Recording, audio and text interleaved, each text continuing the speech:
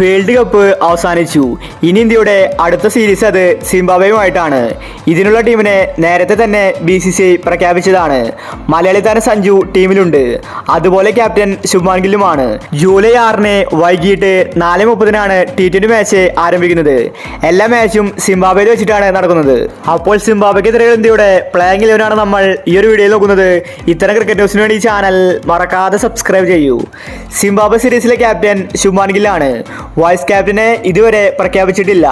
Sanju Zimbabwe സീരീസിൽ vice captain ആകാൻ സാധ്യത കൽപ്പിക്കപ്പെടുന്നുണ്ട്. സഞ്ജു പ്ലേയിങ് 11-ൽ സ്ഥിരമായിട്ടുണ്ടായിരിക്കും. ഇനി ഇന്ത്യയുടെ പ്ലേയിങ് 11 നോക്കിയാൽ ശുഭ്മാൻ ഗില്ല്, ജയ്സ്വാൾ ഇവരായിരിക്കും ഇന്നിങ്സ് ഓപ്പൺ ചെയ്യുന്നത്. സഞ്ജു വൺ ഡൗണിലാണ് കളിക്കാൻ പോകുന്നത്. കോഹ്ലിയുടെ സ്ഥാനത്തിന് സഞ്ജു ആയിരിക്കും T20-യിൽ. ഇന്ത്യയുടെ വിക്കറ്റ് കീപ്പറും സഞ്ജു ആയിരിക്കും. 4-ാം നമ്പറിൽ റിയാൻ പരാഗ് കളിക്കും. അതുപോലെ ശിവൻ ദൂബെ 5-ാം നമ്പറിലും.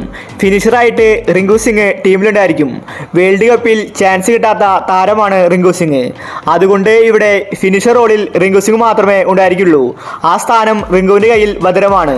പേസർമാരായിട്ട് ആവേശ് ഖാൻ, ഖലീൽ അഹമ്മദ്, മുകേഷ് കുമാർ ഇവരായിരിക്കും ഉണ്ടാവാൻ പോകുന്നത്. സിംബാബ്വെ ഇന്ത്യക്ക് ഒരു എതിരാളി പോലും ആയിരിക്കില്ല. ഈസിയായിട്ട് ഇന്ത്യ കളിച്ച് ജയിക്കും. 5 T20 ആണ് ഇന്ത്യ സിംബാബ്വേയുമായിട്ട് കളിക്കുന്നത്.